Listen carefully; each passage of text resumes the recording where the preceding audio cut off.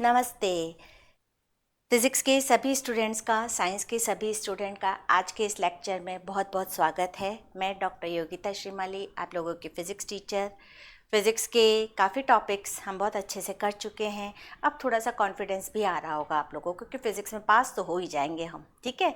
हमें पास नहीं होना है, हमें बहुत अच्छे परसेंटेज लाने हैं, एटलीस्ट फर्स्ट डिवीज़न तो लाना ही लाना है। इतनी मैंने आपको तैयारी करवाई है और आगे के जो चैप्टर्स बचते हैं उनकी भी मैं आपको ऐसे ही तैयारी करवाऊंगी जिस तरह से मैंने पढ़ाया है। जो नोट्स मैंने आपको प्रोवाइड दिए हैं लेक्चर्स के अंदर, अगर आप वो करते हैं तो भी गारंटी है 70 to 75 तो ले ही आएंगे, ठीक है।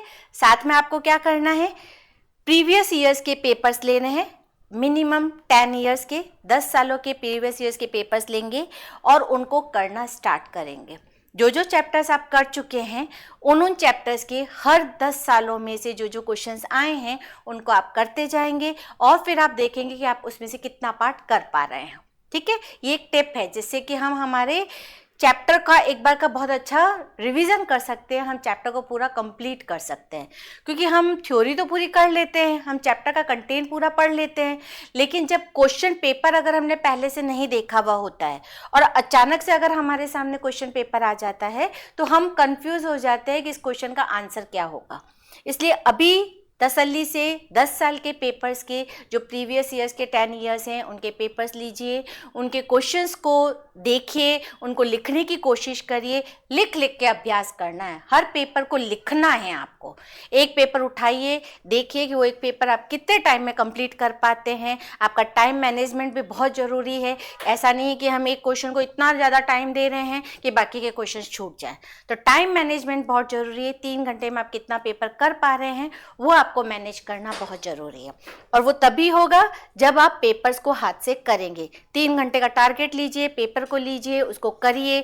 उसमें आप देखिए, हो सकता है कि पहला पेपर जब आप करेंगे तो उसमें आपको कुछ 4 घंटे लग जाए, फिर दूसरा पेपर करेंगे तो थोड़ा कम टाइम लगेगा, 3.5 घंटे लगे, तीसरे पेपर में आपको 3 घंटे लगेंगे, ठीक है। तो ऐसे अगर आप पेपर करेंगे आपको प्रैक्टिस हो जाएगी कि हमें किस तरह से पेपर को अटेम्प्ट करना है। मेरी राय अगर आप मानते हैं तो पेपर जब भी आपके पास आए सबसे पहला काम करना है सेक्शन बी करना, ठीक है। क्योंकि सेक्शन बी में जो क्वेश्चंस आते हैं थोड़े से कॉन्सेप्चुअल बेस आते हैं जिनमें हमें दिमाग लगाने की ज़रूरत होती है। अगर शुरू शुरू में आप फ्रेश माइंड से उन क्वेश्चंस को कर लेंगे तो वो इजीली हो जाएंगे, लेकिन जैसे जैसे टाइम निकलेगा आप आगे वाले पार्ट में जाएंगे, टाइम निकलता जाएगा और लास्ट में अगर आप सेक्शन बी करेंगे तो आपको कुछ भी दिमाग में नहीं, आप इतने टेंशन में आ जाएंगे, अरे यार ये क्वेश्चन छूट गया, ये क्वेश्चन छूट गया, आती हुई चीज़ें भी आप भूल जाएंगे। इसलिए सबसे पहले सेक्शन बी के क्वेश्चन अटैम्प्ट करेंगे, फिर उसके बाद जो सेक्शन सी आता है, मतलब जो लॉन्ग क्वेश्चंस आते हैं उनको करेंगे। क्योंकि जो बड़े क्वेश्चंस होते हैं उनमें लिखना भी ज़्यादा पड़ता है और टाइम भी ज़्यादा देना पड़ता है। कई बार ऐसा होता है कि हम पेपर को शुरू से करते हैं, लिखते चलते जाते हैं और फिर लास्ट में जब लॉन्ग क्वेश्चन तक आते हैं तो हमारे पास टाइम नहीं बचता है। हमें लगता है कि अरे यार टाइम अगर थोड़ा सा ज़्यादा होता तो मैं इसको पूरा लिख लेता। इसलिए सेक्शन सी के जो लॉन्ग क्वेश्चन है उनको करेंगे और सबसे लास्ट में जो सेक्शन ए के क्वेश्चन आते हैं उनको करेंगे। क्योंकि उसमें अगर आप 1 वर्ड भी लिख के आएंगे, पूरी लाइन नहीं लिखने का टाइम मिला, आपने केवल 1 वर्ड लिखा, तो भी आपको मार्क्स मिल जाएंगे। तो थोड़ा सा पेपर पैटर्न आपको समझना है, थोड़ा सा आपको अपना टाइम मैनेजमेंट करना है और उसके बाद आप अपना रिजल्ट इम्प्रूव कर सकते हैं, ठीक है। हम काफ़ी लेक्चर्स पीछे कर चुके हैं। आज हम एक बहुत ही इंटरेस्टिंग चैप्टर को स्टार्ट करने वाले हैं आपका फिजिक्स का, वो है सेमीकंडक्टर, अर्धचालक। मुझे तो ये बहुत इंटरेस्टिंग लगता है क्योंकि पूरा का पूरा कॉन्सेप्चुअल है, रटना कुछ भी नहीं है इसके अंदर, सिर्फ समझना है। आपने अच्छे से समझ लिया, 1-2 बार नोट्स को पढ़ लिया तो आप जब भी कोई क्वेश्चन आ जाए उसको अपनी लैंग्वेज में लिख सकते हैं, कोई दिक्कत नहीं आएगी इसके अंदर। सिर्फ समझना जरूरी है। आपने अच्छे से समझ लिया, कॉन्सेप्ट अच्छे से समझ लिया कि सेमीकंडक्टर में जो जो पार्ट्स हैं उनका अगर आपने अच्छे से कॉन्सेप्ट समझ लिया तो आप आराम से अपनी लैंग्वेज में लिख सकते हैं, कहीं कोई मार्क्स नहीं कटेगा। कोई डेरिवेशन नहीं है पूरे चैप्टर के अंदर, एक भी इक्वेशन नहीं है, ये मान के चलिए, सिर्फ कॉन्सेप्ट है और उस कॉन्सेप्ट को अपनी लैंग्वेज में समझना है और लिखना है, ठीक है। स्टार्ट करते हैं हमारा आज का टॉपिक, सेमीकंडक्टर। नाम तो सुना होगा आप लोगों ने, क्या होता है सेमीकंडक्टर, बता सकते हैं कोई? आप लोगों के घर में, इवन मैं ये कहूँ आप लोगों के हाथ में हर वक्त सेमीकंडक्टर रहता है। क्या है? फोन में सेमीकंडक्टर चिप ही काम में ली जाती है। लैपटॉप में सेमीकंडक्टर चिप काम में ली जाती है। टैबलेट या जो हमारे सिंपल पीसी होते हैं, होम पीसी जो होते हैं, डेस्कटॉप जो होते हैं, टीवी, इन सब में सेमीकंडक्टर चिप इस काम में ली जाती है। आजकल तो पेन ड्राइव भी सबके पास रहती है, तो इन सब के अंदर हमारे सेमीकंडक्टर मटेरियल्स को ही काम में लिया जाता है, सेमीकंडक्टर चिप को काम में लिया जाता है। हम इस चैप्टर के अंदर सेमीकंडक्टर को ही पूरे डिटेल में पढ़ेंगे। सेमीकंडक्टर क्या होते हैं, कितने टाइप के होते हैं, कैसे बनाए जाते हैं, इनसे रिलेटेड जो जो फिनोमिनाज हैं, जो जो डिवाइसेस बनते हैं, उनके बारे में हम पढ़ेंगे, उनकी पूरी फिजिक्स पढ़ेंगे और लास्ट में हम इसकी एप्लीकेशन क्या है वो पढ़ेंगे। आपके कोर्स में पूरी एप्लीकेशन ही यूँ तो सेमीकंडक्टर वास्ट है। अगर देखा जाए तो सेमीकंडक्टर अपने आप में एक पूरा पेपर बन जाता है। अगर आप आगे बीटेक करेंगे, इंजीनियरिंग करेंगे, तो आपसे ब्रांचेस पूछी जाती है। अगर आप इलेक्ट्रॉनिक्स ब्रांच लेते हैं तो इलेक्ट्रॉनिक्स पूरी की पूरी सेमीकंडक्टर बेस है। सेमीकंडक्टर उसका एक इनिशियल पार्ट है, बाकी की सारी इलेक्ट्रॉनिक्स, पूरी की पूरी इलेक्ट्रॉनिक्स आपकी सेमीकंडक्टर की ही है। तो अगर आप बीटेक में जाएंगे तो सेमीकंडक्टर आप बहुत वास्ट में पढ़ेंगे वहाँ पे। अगर आपने ब्रांच सेमीकंडक्टर ली है तो बहुत वास्ट में उसको पढ़ेंगे। हमें जस्ट उसका एक सिंपल छोटा सा इंट्रोडक्शन पढ़ना है, बहुत ज़्यादा डिटेल में नहीं पढ़ना है। ठीक है, स्टार्ट करते हैं हमारा आज का टॉपिक सेमीकंडक्टर। अब सेमीकंडक्टर क्या है उसको समझने से पहले एक डिफरेंस को हम समझते हैं कि जितने भी मटेरियल्स होते हैं, जितने भी सब्सटेंसेस होते हैं, जितने भी पदार्थ होते हैं, उनको उनकी क्षमता के आधार पर 3 कैटेगरी में बांटा जाता है। कौन कौन सी? वैसे तो आप लोगों ने पहले भी पढ़ा हुआ है। ये 3 कैटेगरी होती है, चालक, अर्धचालक और इंसुलेटर। जितने भी पदार्थ होते हैं नेचर में, चाहे सॉलिड हो, चाहे लिक्विड हो, चाहे जो भी हो, उनको इन 3 कैटेगरी में बांटा जाता है। किस आधार पर? उनके संचालन की क्षमता के आधार पर, धारा के संचालन की क्षमता के आधार पर। उसमें से धारा का संचालन किस तरह से हो रहा है, धारा का प्रवाह किस तरह से हो रहा है, उस आधार पर जितने भी पदार्थ हैं उनको इन्हीं 3 कैटेगरी में बांटा गया है, चालक, अर्धचालक और कुचालक या इंसुलेटर। ठीक है, चालक क्या होते हैं?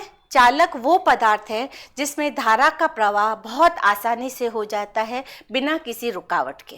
ठीक है, वे पदार्थ जो आसानी से विद्युत का संचालन करते हैं उन्हें चालक कहते हैं।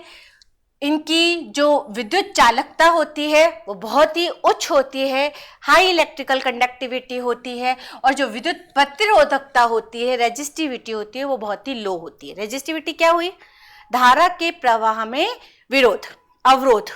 ओम के लॉ में हमने पढ़ा है, धारा के प्रवाह में जो भी अवरोध आता है उसको प्रतिरोध कहते हैं, प्रतिरोधकता कहते हैं।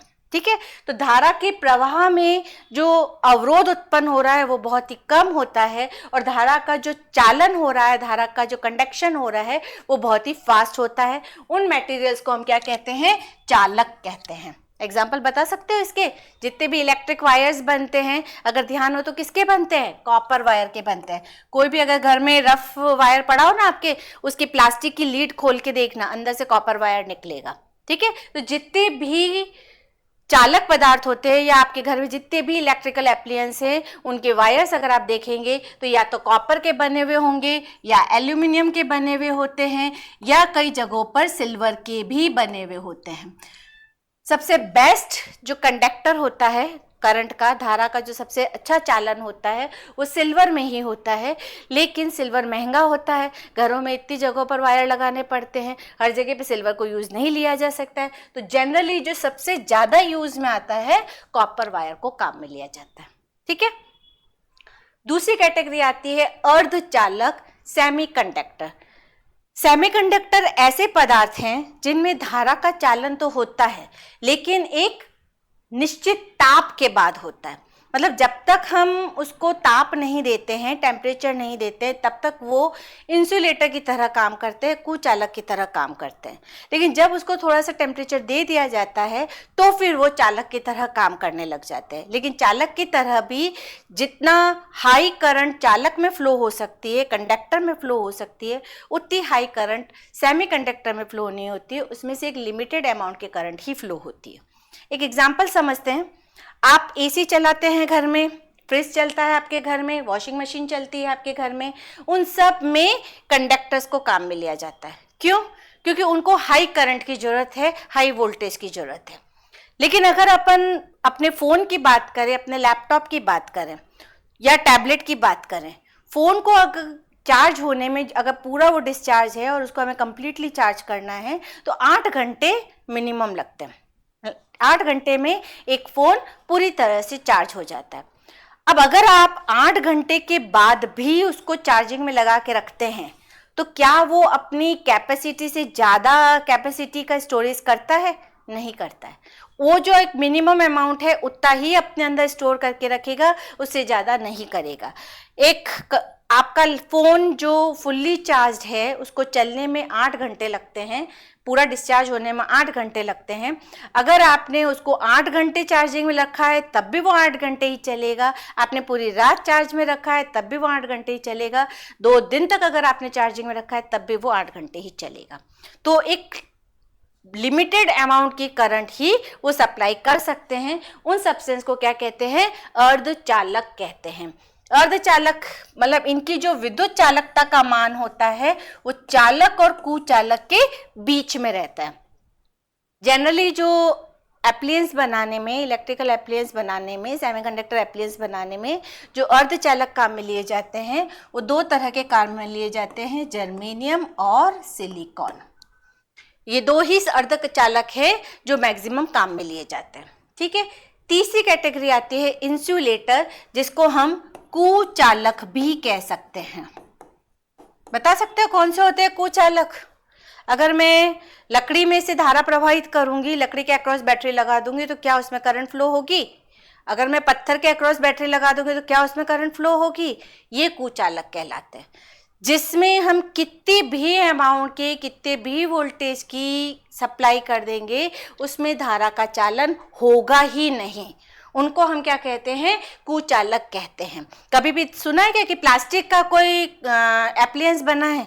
कवरिंग जरूर प्लास्टिक की हो सकती है लेकिन अंदर तो मेटल होता है, कंडक्टर होता है। आप अगर कभी किसी, वैसे मैं कहूँगी नहीं कि आप किसी इलेक्ट्रिकल एप्लियंस को खोलिए, वरना आप तो अभी खोल के बैठ जाओगे, घर में डांट पड़ जाएगी।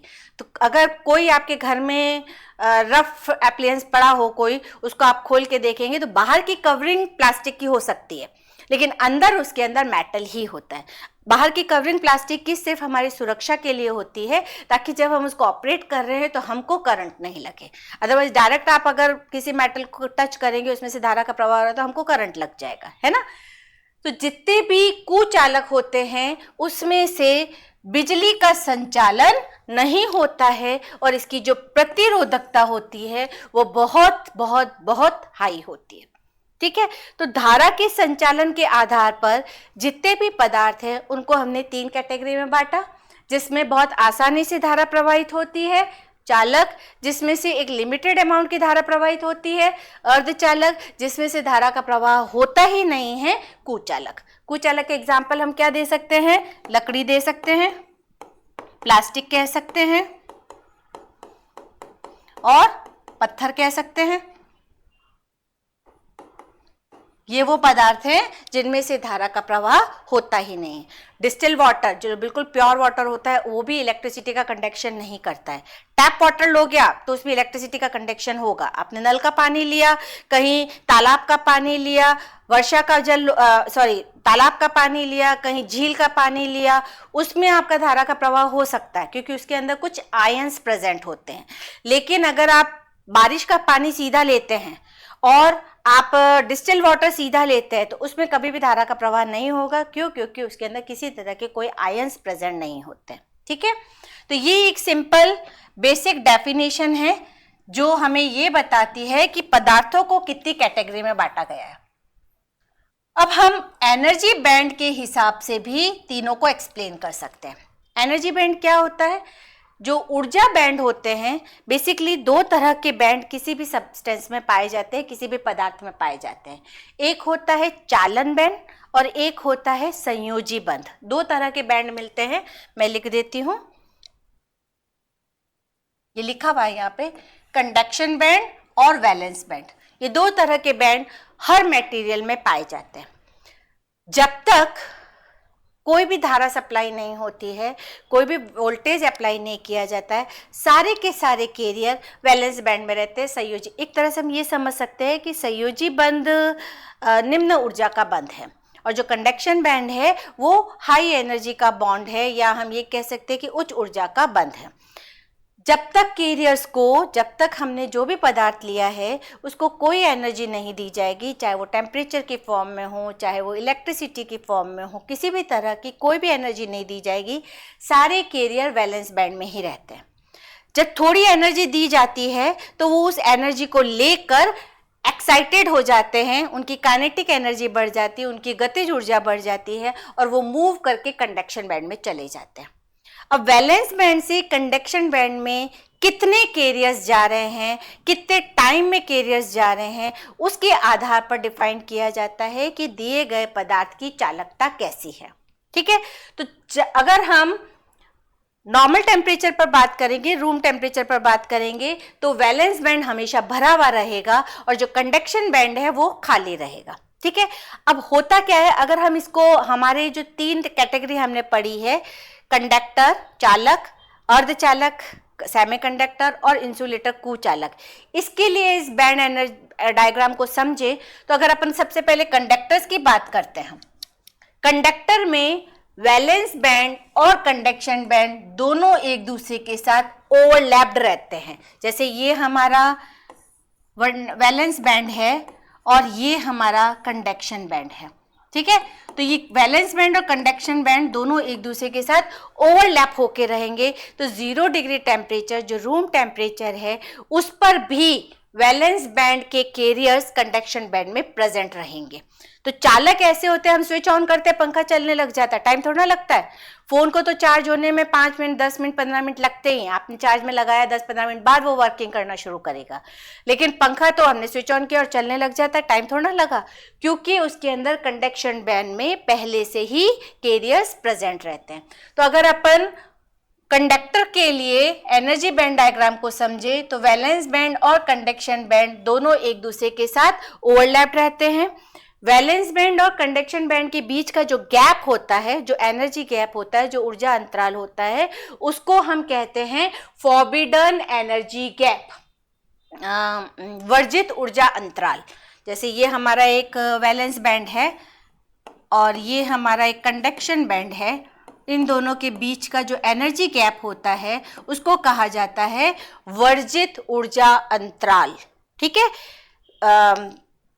इस वर्जित ऊर्जा अंतराल के मान से ही ये बताया जा सकता है कि हमारा पदार्थ कैसा है। वर्जित ऊर्जा अंतराल का मान अगर कम होगा तो ऊर्जा का प्रवाह या कैरियर्स का या करंट का जो फ्लो होगा वो बहुत आसानी से होगा। Eg का मान जितना ज़्यादा होगा कैरियर्स का फ्लो उतना ही मुश्किल हो जाएगा। तो सिर्फ ये Eg जो वर्जित ऊर्जा अंतराल है, जो फॉरबिडन एनर्जी है, ये बताती है कि हमारा पदार्थ कैसा है। अगर अपन कंडक्टर की तरह के लिए बात करते हैं, चालक के लिए बात करते हैं, तो कोई ऊर्जा अंतराल है ही नहीं। वैलेंस बैंड और कंडक्शन बैंड एक दूसरे के साथ ओवरलैप्ड है। तो अगर अपन ने चालक के लिए बात करी तो चालक के लिए Eg का मान 0 हो जाता है, कोई ऊर्जा अंतराल नहीं है, तो आराम से कैरियर्स का फ्लो होगा, इसलिए आराम से धारा प्रवाहित होती है। सेमीकंडक्टर की अगर अपन बात करते हैं, अर्धचालक की अगर बात करते हैं, तो वैलेंस बैंड और कंडक्शन बैंड के बीच में ये इतना सा ऊर्जा अंतराल है। इसका मान, Eg का मान 0.7 से 1.2 इलेक्ट्रॉन वोल्ट तक वेरी करता है। अगर जर्मेनियम मटेरियल है तो 0.7 होगा और अगर सिलिकॉन मटेरियल है तो 1.2 इलेक्ट्रॉन वोल्ट होगा। सेमीकंडक्टर के लिए ये जो ऊर्जा अंतराल का मान है 0.7 से 1.2 इलेक्ट्रॉन वोल्ट तक वैरी करता है। मतलब जब तक हमने उनको कोई ऊर्जा नहीं दी है, हमने कोई एनर्जी नहीं दी है, वो इंसुलेटर की तरह काम करेंगे। सारे के सारे कैरियर वैलेंस बैंड में हैं। जैसे ही हमने उसको थोड़ी सी एनर्जी दी, चाहे हमने हीट की फॉर्म में दी, चाहे हमने उसको इलेक्ट्रिसिटी की फॉर्म में दी, किसी भी फॉर्म में हमने उनको अगर थोड़ी सी एनर्जी दी तो उस एनर्जी को वो कैरियर्स लेंगे, अपनी काइनेटिक एनर्जी बढ़ाएंगे, अपनी गतिज ऊर्जा बढ़ाएंगे और कंडक्शन बैंड में मूव कर जाएंगे। क्योंकि इतने से गैप को ओवरकम करना बहुत बड़ी बात नहीं है। थोड़ी सी एनर्जी लेंगे, एक्साइटेड होंगे और कंडक्शन बैंड में चले जाएंगे। ठीक है, लेकिन अगर अपन इंसुलेटर की बात करते हैं, कुचालक की बात करते हैं, तो कंडक्शन बैंड और वैलेंस बैंड के बीच का गैप देखो कितना ज्यादा है। मतलब इस वैल्यू को अगर अपन मेजर करें तो इंसुलेटर्स के लिए ये वैल्यू 7 इलेक्ट्रॉन वोल्ट से भी ज्यादा मान सकते हैं, इतनी ज्यादा होती है। इतनी ज्यादा एनर्जी वैलेंस बैंड में कैरियर्स को देनी पड़ेगी, तब जाके वो कंडक्शन बैंड में जा पाएंगे, और जब कंडक्शन बैंड में जाएंगे तभी धारा का प्रवाह होगा। लेकिन इतनी एनर्जी अगर हम किसी कैरियर को देंगे तो इतनी एनर्जी लेके तो कैरियर जल के खत्म हो जाएगा, उसके अंदर कोई बचेगा ही नहीं, पूरा का पूरा खत्म हो जाएगा, उसका कोई अस्तित्व ही नहीं बचेगा।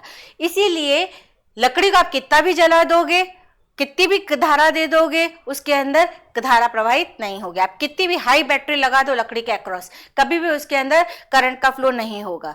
पत्थर को आप कितनी भी हाई बैटरी से जोड़ दो, उसके अंदर भी कभी करंट का फ्लो नहीं होगा, क्योंकि उनके लिए जो एनर्जी गैप है वो बहुत ज्यादा होता है। तो इस डायग्राम से हम बहुत इजीली समझ सकते हैं कि एनर्जी गैप ही ये डिफाइन कर रहा है कि हमारा जो मटेरियल है वो क्या है। अगर एनर्जी गैप की वैल्यू 0 है तो कंडक्टर है, चालक है।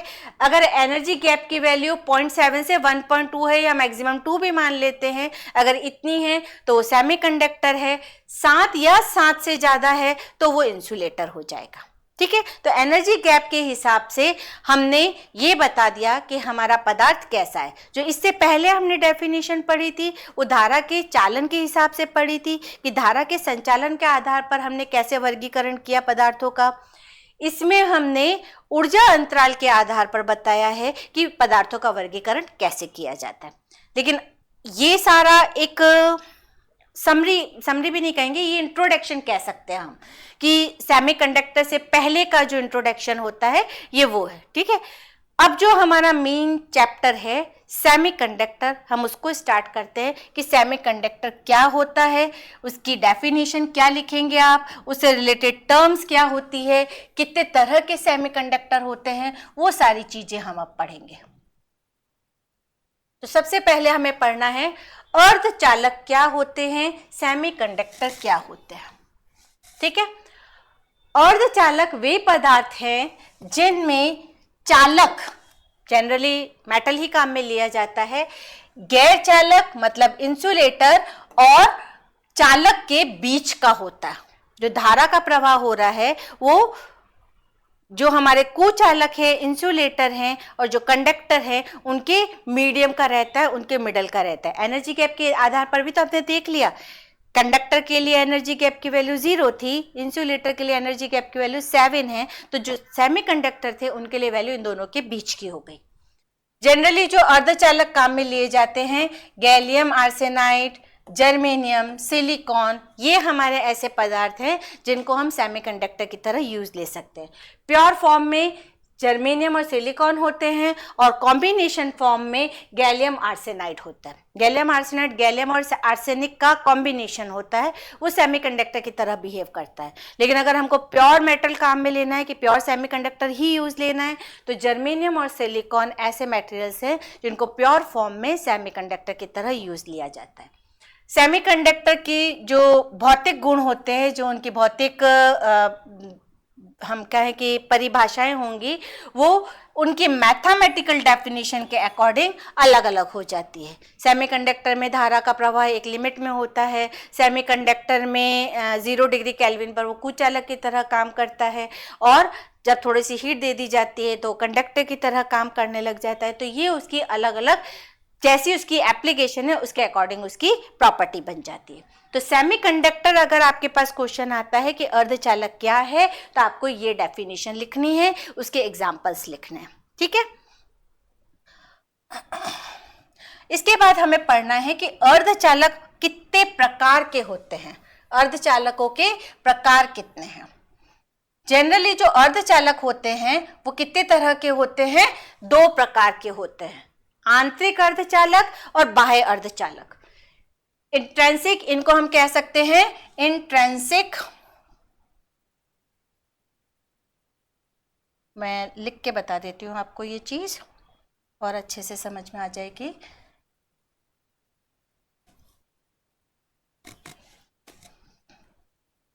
जो सेमीकंडक्टर हैं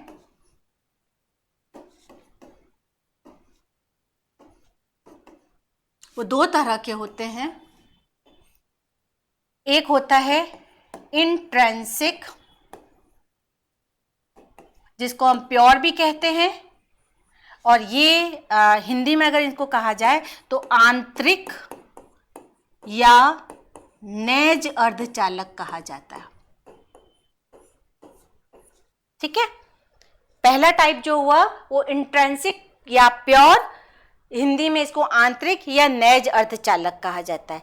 इसका मतलब ये है कि केवल सेमीकंडक्टर के पार्टिकल्स को ही यूज लिया जाए प्योर फॉर्म में, उसके अलावा इसके अंदर कुछ और भी मिलाया नहीं जाए।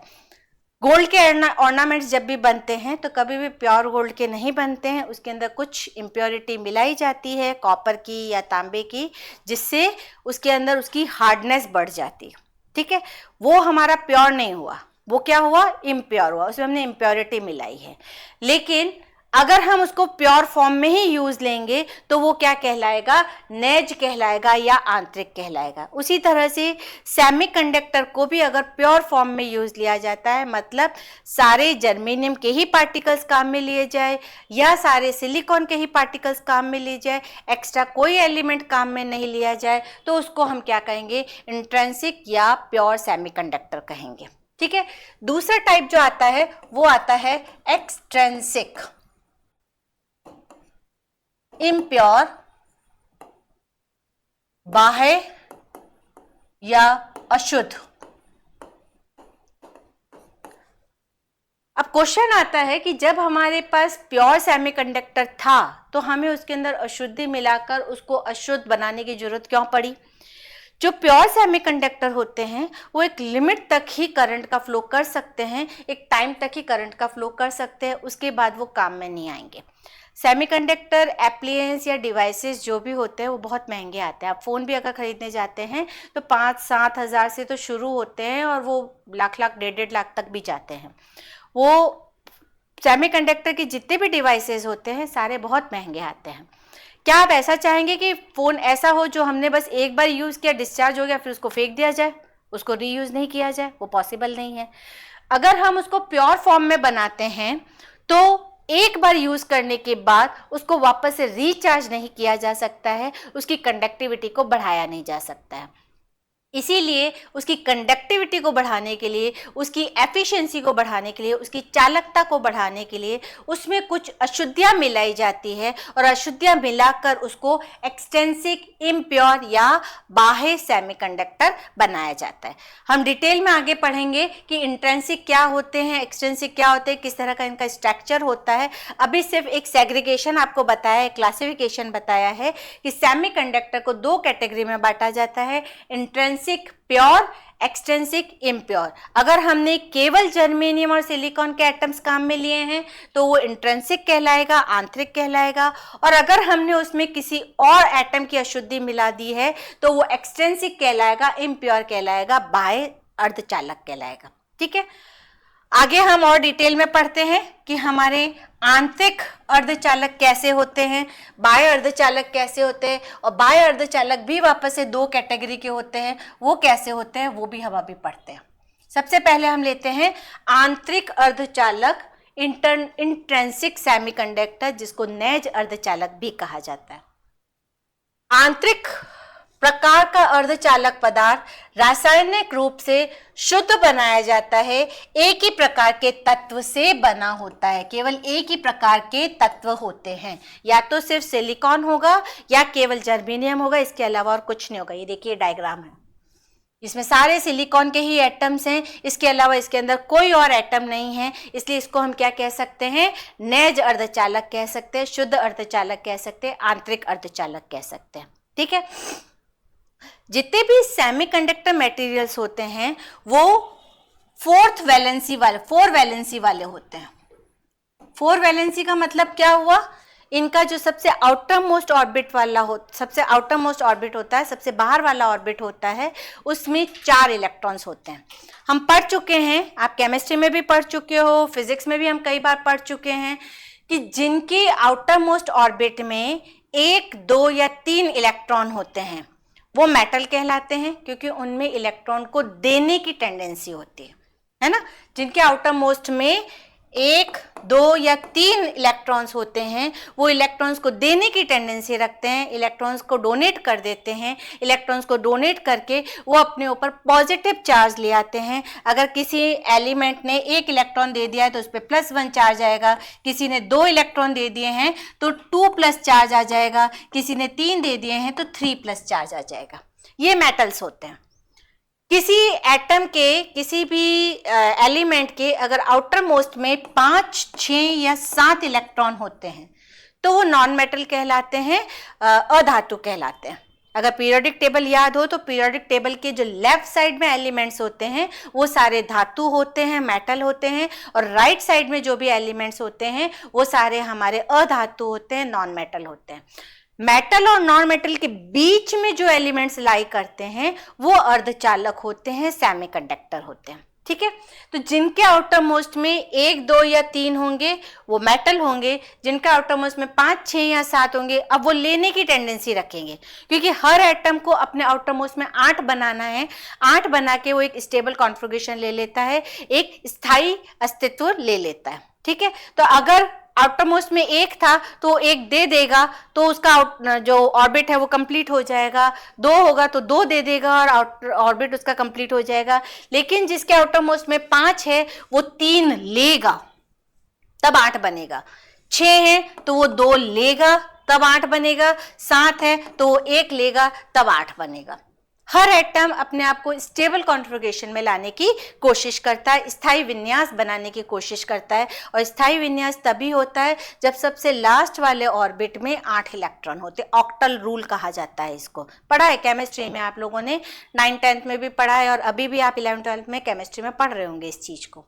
ठीक है, लेकिन जिनके आउटर मोस्ट में 4 होते हैं वो क्या करते हैं, जैसे कार्बन है, सिलिकॉन है, जर्मेनियम है, जिनके आउटर मोस्ट ऑर्बिट में 4 इलेक्ट्रॉन होते हैं, ना तो वो देने की टेंडेंसी रखते हैं ना वो लेने की टेंडेंसी रखते हैं, तो वो क्या करेंगे, शेयरिंग करेंगे, आपस में सहसंयोजी बंध बनाएंगे, शेयरिंग कर लेंगे और अपना कोवेलेंट बॉन्ड फॉर्म करेंगे। सिलिकॉन, जर्मेनियम ये इसी तरह के कोवेलेंट बॉन्ड होते हैं या कोवेलेंट एटम्स होते हैं जो इलेक्ट्रॉन्स की शेयरिंग करते हैं। कैसे करते हैं, जैसे हमने ये सिलिकॉन का एक एटम लिया, सिलिकॉन के एटम के आउटर मोस्ट में कितने होंगे, 4 इलेक्ट्रॉन होंगे। ये वाला सिलिकॉन है, इसके आउटर मोस्ट में ये 4 इलेक्ट्रॉन्स है। अब इसको अपने ऑक्टेट को 8 बनाना है तब स्टेबल होगा, तो ये 4 अपने पास वाले जो 4 एटम्स हैं उनसे एक एक इलेक्ट्रॉन की शेयरिंग करेगा, शेयर करके ये कोवेलेंट बॉन्ड बनाया, सिंगल बॉन्ड बनाया और इसने अपना ऑक्टेट कंप्लीट कर लिया। इस शेयरिंग से ये जो एटम मिला, ये जो इलेक्ट्रॉन मिला वो इस वाले सिलिकॉन को भी मिल गया, इस वाले सिलिकॉन को भी मिल गया। ठीक है, उसी तरह से जो ये वाला सिलिकॉन है ये भी इसके पास 4 है और ये अपने पास वाले 4 से लेगा और अपना ऑक्टेट कंप्लीट कर देगा। तो इस तरह से ये सारे सिलिकॉन के एटम्स आपस में कोवेलेंट बनाकर गुथ जाएंगे। ठीक है, अब अगर इनको थोड़ी सी एनर्जी दे दी जाएगी, हमने किसी भी तरह की थोड़ी सी एनर्जी दे दी, हमने क्या कहा था, सेमीकंडक्टर वो होते हैं जो रूम टेम्परेचर पर किसकी तरह काम करते हैं, इंसुलेटर की तरह काम करते हैं, और थोड़ी सी एनर्जी देने पर वो कंडक्टर की तरह काम करने लग जाते हैं। इंसुलेटर के लिए एक और डेफिनेशन अगर समझी जाए, सोची जाए, तो हम ये कह सकते हैं कि जिसमें फ्री इलेक्ट्रॉन्स नहीं होते हैं, मुक्त आवेश नहीं होते हैं, वो इंसुलेटर है, और जिसमें फ्री इलेक्ट्रॉन्स होते हैं वो कंडक्टर है। ठीक है, जब तक ये सारे बॉन्ड बंधे हुए हैं, सिलिकॉन के सारे बॉन्ड्स बंधे हुए हैं, तो एक भी फ्री इलेक्ट्रॉन नहीं है, तो ये किसकी तरह काम करेगा, इंसुलेटर की तरह काम करेगा। लेकिन जैसे ही हमने इसको थोड़ी सी एनर्जी दी, थोड़ी सी हमने हीट दी, चाहे हमने करंट की फॉर्म में दी, चाहे हमने हीट की फॉर्म में दी, किसी भी तरह की कोई एनर्जी दी हमने, तो ये बॉन्ड क्या हो जाएंगे, टूट जाएंगे, और ये बॉन्ड टूटेंगे, इलेक्ट्रॉन फ्री होगा, इलेक्ट्रॉन यहां से बाहर आ जाएगा। ये देखिए इलेक्ट्रॉन यहां से बाहर आ रहा है। अब इलेक्ट्रॉन अगर कहीं से बाहर आ गया तो वहां एक वैकेंसी हो गई। किसकी वैकेंसी हो गई, नेगेटिव चार्ज की वैकेंसी हो गई, क्योंकि पहले क्या था, एक पॉजिटिव चार्ज था और उसके साथ एक नेगेटिव चार्ज मिला हुआ था, तो दोनों मिलकर न्यूट्रल बन रहे थे। लेकिन अगर इसमें से ये इलेक्ट्रॉन निकल गया तो अब यहाँ पे केवल क्या रह जाएगा, पॉजिटिव चार्ज रह जाएगा। इसको सेमीकंडक्टर की लैंग्वेज में होल कहा जाता है। इलेक्ट्रॉन की वैकेंसी को, ऐसा नहीं कि यहाँ पे खाली जगह हो जाएगी, होल का मतलब होता है खाली जगह होना, लेकिन यहाँ पे ऐसा नहीं कि खाली जगह हो जाएगी, इलेक्ट्रॉन की कमी हो जाएगी और इलेक्ट्रॉन की कमी के कारण यहाँ पे पॉजिटिव चार्ज क्रिएट हो जाएगा। तो ये जो ग्रीन कलर का आपको दिख रहा है ये होल कहलाता है और इलेक्ट्रॉन अलग हो जाएगा। तो ये जो होल है ये खाली जगह नहीं है, ये पॉजिटिव चार्ज है। पूरे सेमीकंडक्टर में जब भी हम होल कहेंगे तो वो पॉजिटिव चार्ज को रिप्रेजेंट करेगा, इलेक्ट्रॉन कहेंगे तो वो नेगेटिव चार्ज को रिप्रेजेंट करेगा। जब होल और इलेक्ट्रॉन एक दूसरे के साथ कंबाइंड रहेंगे तो वो न्यूट्रल एटम बन जाएगा। जब इलेक्ट्रॉन अलग हो जाएगा तो इलेक्ट्रॉन का नेगेटिव चार्ज अलग और होल का पॉजिटिव चार्ज अलग। वैकेंसी होने का मतलब ये है कि वहां से इलेक्ट्रॉन हट गया, नेगेटिव चार्ज हट गया, खाली जगह हो गई, ये उसका कोई मतलब नहीं। तो जब भी हम कहेंगे यहाँ वैकेंसी हो गई, इसका मतलब नेगेटिव चार्ज हट गया है, यहाँ से ओनली पॉजिटिव चार्ज रह गया। जब भी हम कहेंगे होल, तो होल का मतलब है यहाँ पे सिर्फ पॉजिटिव चार्ज है, नेगेटिव चार्ज नहीं है। ऐसा नहीं कि बिल्कुल खाली है, ठीक है। तो जो हमने कहा था कि रूम टेम्परेचर पर इंसुलेटर की तरह काम करता है सेमीकंडक्टर, क्यों? क्योंकि सारे बॉन्ड्स बंधे हुए थे, कोई फ्री इलेक्ट्रॉन नहीं था। फ्री इलेक्ट्रॉन नहीं था तो ये इंसुलेटर था। जैसे ही इसको थोड़ी सी एनर्जी दी गई, इसके बॉन्ड्स टूटे, इलेक्ट्रॉन फ्री हो गया, होल बन गए और ये जो फ्री इलेक्ट्रॉन है अब ये कंडक्शन बैंड में जा सकता है, इसलिए ये कंडक्टर की तरह बिहेव करेगा, चालक की तरह बिहेव करेगा, ठीक है। कोई जरूरी नहीं है एक ही हटे, बहुत सारे हट सकते हैं। जैसे यहाँ से ये भी हट गया, ये भी हट गया, इसकी भी वैकेंसी हो गई, तो ऐसे जरूरी नहीं कि एक ही इलेक्ट्रॉन मूव हो। कितनी एनर्जी हमने दी है उसके अकॉर्डिंग उसके अंदर नंबर ऑफ होल्स या नंबर ऑफ इलेक्ट्रॉन्स हो सकते हैं। अगर हमने इंट्रिंसिक सेमीकंडक्टर की बात करी है, प्योर सेमीकंडक्टर की बात करी है, तो उसमें number of holes number of electrons के इक्वल होते हैं, इसलिए ओवरऑल में वो न्यूट्रल ही रहेगा। जितना पॉजिटिव चार्ज उतना ही नेगेटिव चार्ज, तो ओवरऑल में वो हमारा एटम न्यूट्रल ही बना रहेगा, ठीक है। अब क्या होगा, ये जितने भी यहाँ पे कैरियर्स फ्री हुए हैं, जितने भी इलेक्ट्रॉन्स फ्री हुए हैं, ये इलेक्ट्रॉन्स कहाँ चले जाएंगे?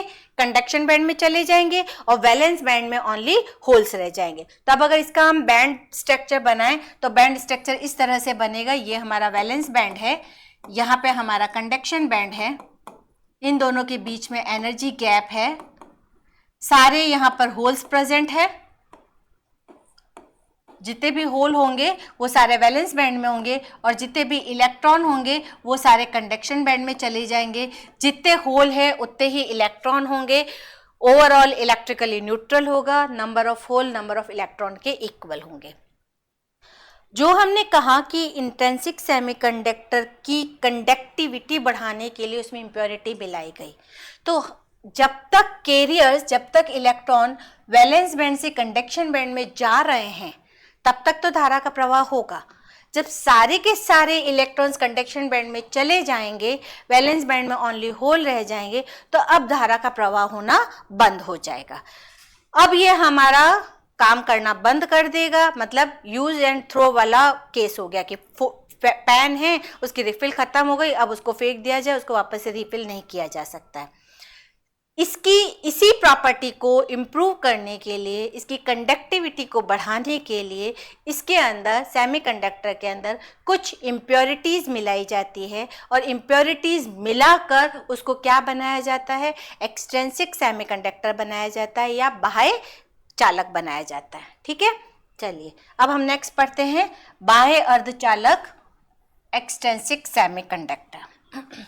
अभी जैसा मैंने आपको बताया, किसी भी प्योर सेमीकंडक्टर की, नैज अर्धचालक की कंडक्टिविटी को बढ़ाने के लिए, चालकता को बढ़ाने के लिए उसमें कुछ अशुद्धियाँ मिलाई जाती है और उसको बाह्य अर्धचालक बनाया जाता है। ये जो अशुद्धियाँ मिलाने का प्रोसेस है इसको कहा जाता है डोपिंग। हिंदी में भी इसको डोपिंग ही कहेंगे, इंग्लिश में भी इसको डोपिंग ही कहेंगे। प्योर नैज अर्धचालक में अशुद्धि मिलाने का जो प्रोसेस होता है उसको डोपिंग कहा जाता है, ठीक है। अब क्वेश्चन आता है कि अशुद्धियां मिलाए कौन सी? हमारे पास सेमीकंडक्टर है, जर्मेनियम है, सिलिकॉन है, हम उसमें कौन सी अशुद्धियां मिला सकते हैं? नेचर में तो इतने सारे एलिमेंट्स हैं, हम उसके अंदर क्या मिलाएं? तो क्योंकि हमारा जर्मेनियम और सिलिकॉन 14th ग्रुप का होता है, तो या तो हम उसके अंदर 13th ग्रुप की इम्प्योरिटी मिला सकते हैं या हम 15th ग्रुप की इम्प्योरिटी मिला सकते हैं। इसके अलावा 17th, 18th, 1st, 2nd ऐसी कोई भी इम्प्योरिटी नहीं मिला सकते। 14th ग्रुप का हमारा सिलिकॉन और जर्मेनियम है, तो या तो 13th ग्रुप की इम्प्योरिटी मिलाएंगे या 15th ग्रुप की इम्प्योरिटी मिलाएंगे। तो हमारे उस बेसिस पर दो तरह के बाह्य अर्धचालक बनते हैं, एन टाइप सेमीकंडक्टर और पी टाइप सेमीकंडक्टर। अशुद्धि मिलाकर हमने उसको इम्प्योर सेमीकंडक्टर बना दिया। जितनी ज्यादा अशुद्धि मिलाई जाएगी उतनी ही उसकी कंडक्टिविटी बढ़ती जाएगी। जनरली जो मिलाई जाती है वो 10⁻7 में मिलाई जाती है। जो डोप किया जाता है अर्धचालक में वो 10⁻7 में एक परमाणु को डोप किया जाएगा। 10⁻7 कितना हो गया, उसमें एक 13th ग्रुप का या एक 15th ग्रुप का एटम मिलाया जाता है। अगर हम कंडक्टिविटी को बढ़ा देते हैं, हम और ज़्यादा कंडक्टिविटी करना चाहते हैं, हम उसकी कंडक्टिविटी को फास्ट करना चाहते हैं, उसकी प्रोसेसिंग को फास्ट करना चाहते हैं, तो उसमें डोपिंग को हमें और ज़्यादा करना पड़ेगा। जितनी ज़्यादा डोपिंग करेंगे उतनी ही ज़्यादा उसकी कंडक्टिविटी बढ़ती जाएगी। अब हम कौन से ग्रुप की डोपिंग कर रहे हैं, कौन से ग्रुप का एलिमेंट बना रहे हैं, उसके आधार पर दो तरह के सेमीकंडक्टर हो जाते हैं। एक एन टाइप सेमीकंडक्टर होता है, एन टाइप, और एक पी टाइप सेमीकंडक्टर होता है।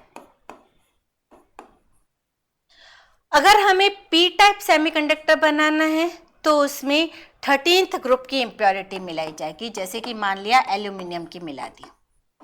और अगर हमें एन टाइप सेमीकंडक्टर बनाना है तो उसमें 15th ग्रुप की इम्प्योरिटी मिलाई जाएगी, मान लिया हमने आर्सेनिक की मिला दी या इंडियम की मिला दी।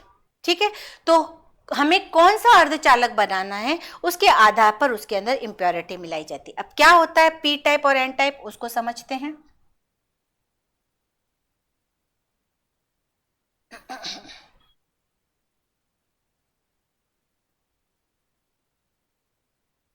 ये है हमारा एन टाइप, जो लेफ्ट साइड में दिख रहा है वो एन टाइप सेमीकंडक्टर है, और जो राइट साइड में दिख रहा है वो पी टाइप सेमीकंडक्टर है।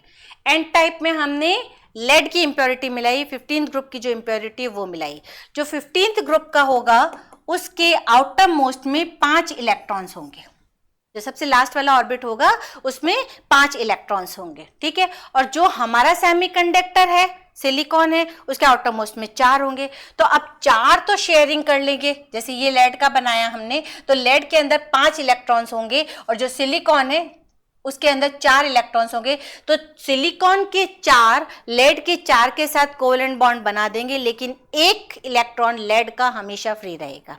हम ऐसे जितने लेड के एटम्स मिलाते जाएंगे उतने इलेक्ट्रॉन्स हमेशा फ्री रहेंगे। ठीक है, और जैसे ही अब हम इनको एनर्जी देंगे तो ये बॉन्ड टूटेंगे, ये वाले जो बॉन्ड है ये बॉन्ड टूटेंगे, यहाँ से इलेक्ट्रॉन फ्री होके बाहर आएंगे, यहाँ वैकेंसी बन जाएगी और ये इलेक्ट्रॉन क्या करेंगे, कंडक्शन बैंड में चले जाएंगे। अब मुझे बताओ कि नंबर ऑफ होल्स और नंबर ऑफ इलेक्ट्रॉन्स इक्वल होंगे क्या? होल तब बने जब ये बॉन्ड टूटा, इलेक्ट्रॉन फ्री हुए।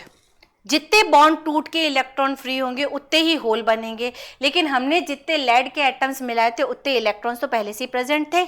तो इस केस में जो हमारा एन टाइप होता है, एन टाइप में वैलेंस बैंड में होल कम होते हैं और कंडक्शन बैंड में इलेक्ट्रॉन ज़्यादा होते हैं।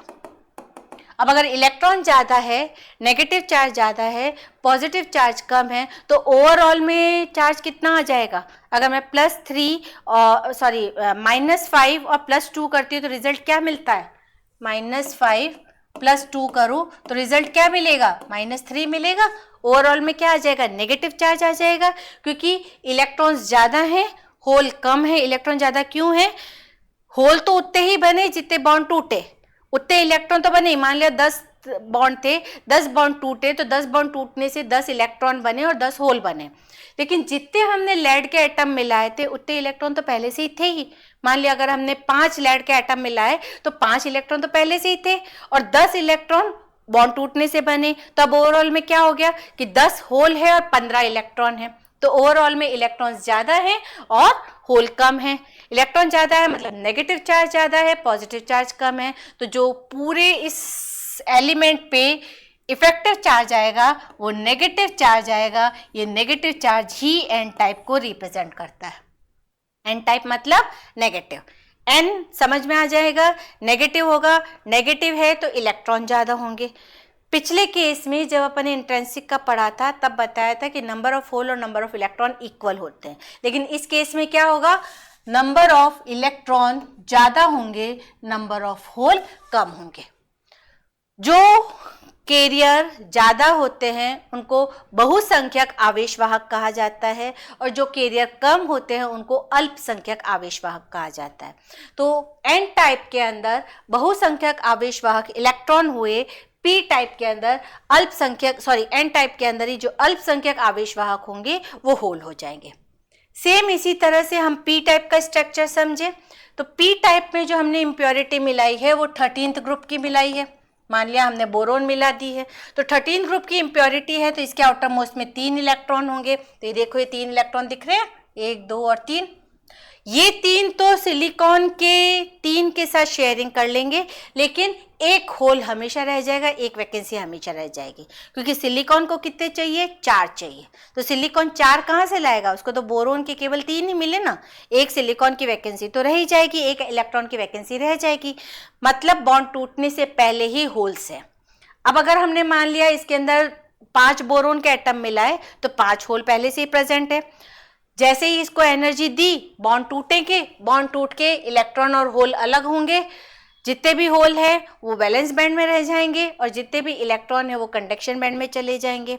मान लिया 10 बॉन्ड टूटे तो 10 होल बने और 10 इलेक्ट्रॉन बने। अब ये 10 इलेक्ट्रॉन तो कंडक्शन बैंड में चले गए, लेकिन 10 होल प्लस 5 होल बोरोन के, 15 होल कहाँ रह गए, वैलेंस बैंड में रह गए। तो अब अगर अपन इसका स्ट्रक्चर बनाए तो ये वैलेंस बैंड हुआ, ये कंडक्शन बैंड हुआ। वैलेंस बैंड में होल्स ज्यादा होंगे ओवरऑल में, और कंडक्शन बैंड में इलेक्ट्रॉन्स कम होंगे।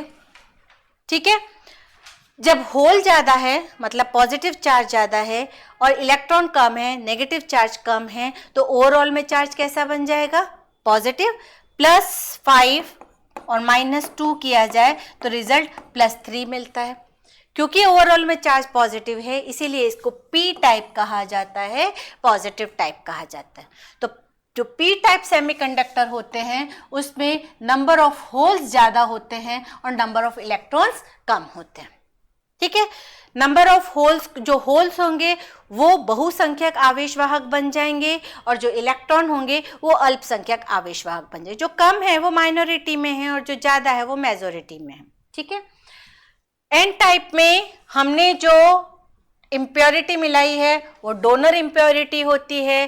पी टाइप में हमने जो इम्प्योरिटी मिलाई है वो एक्सेप्टर होती है। एन टाइप में दात्री होती है, दाता होती है, देती है, डोनेट करती है, और जो पी टाइप होता है उस पर एक्सेप्टर होती है, स्वीकार करती है, लेने वाली टेंडेंसी के होते हैं, वो उसको एक्सेप्ट करते हैं, लेते हैं उसको। ठीक है, तो पी टाइप और एन टाइप क्या है अच्छे से समझ में आया। एक हम टेबल बनाते हैं, उससे थोड़ा और क्लियर होगा कि पी टाइप और एन टाइप क्या है। चलिए बनाते हैं। ये हमारा एन टाइप सेमीकंडक्टर है और ये हमारा पी टाइप सेमीकंडक्टर है। ठीक है, सबसे पहले तो अगर अपन बात करते हैं किसकी, सबसे पहली चीज जो हम ले रहे हैं बहुसंख्यक आवेशवाहक।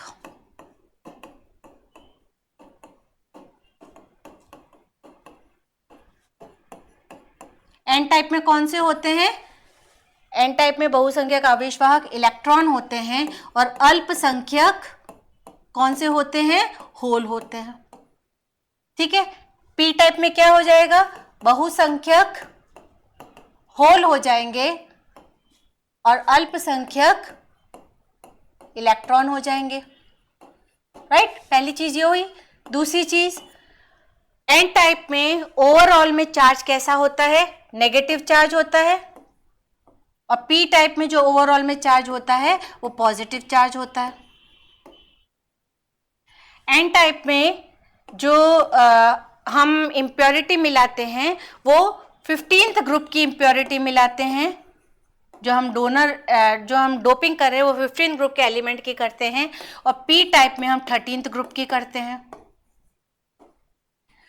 जो एन टाइप में हमारे एलिमेंट्स होते हैं, जो हमने डोपिंग करा है, उसको डोनर कहा जाता है, दाता कहा जाता है, दात्री कहा जाता है। और जो हमारा पी टाइप है उसमें उसको एक्सेप्टर कहा जाता है। ये डिफरेंस समझ में आया आप लोगों को? ये डिफरेंस अगर आपको अच्छे से याद है तो पी और एन में कभी भी कंफ्यूज नहीं होंगे कि पी टाइप क्या है और एन टाइप क्या है।